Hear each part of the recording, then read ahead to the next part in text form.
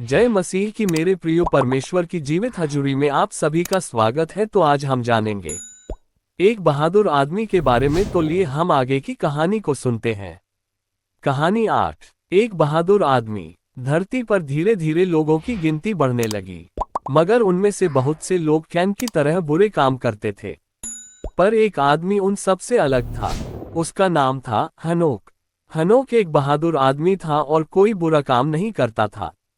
वह परमेश्वर का कहना मानता था। क्या आपको मालूम है उस समय के लोग इतने बुरे काम क्यों करते थे? याद है किसने आदम और हव्वा से परमेश्वर की बात न मानने के लिए कहा था? किसने उन्हें वह फल खाने के लिए कहा था जिसे खाने से परमेश्वर ने मना किया था? जी हाँ, वह कोई और नहीं, एक बुरा स्वर्गदूत था। बाइबल में उसे शैतान कहा गया है। वह सबको अपने जैसा बुरा बनाना चाहता है। एक दिन यहोवा परमेश्वर ने हनोक से कहा कि वह सब लोगों को एक बात बताए। वह बात शायद किसी को भी पसंद ना आती। जानते हैं वह बात क्या थी?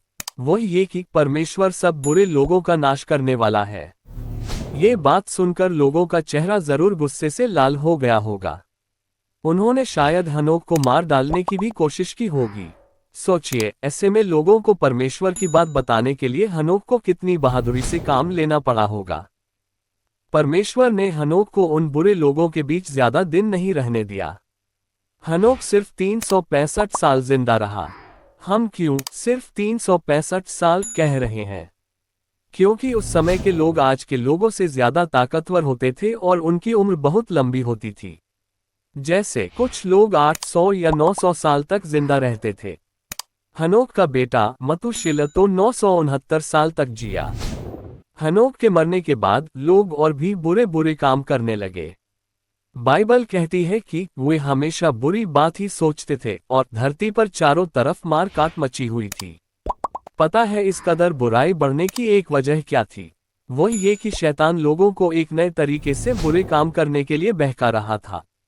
इस बारे में हम अगली कहानी में देखेंगे। परमेश्वर आपको इस कहानी के द्वारा आशीष दे। आमीन।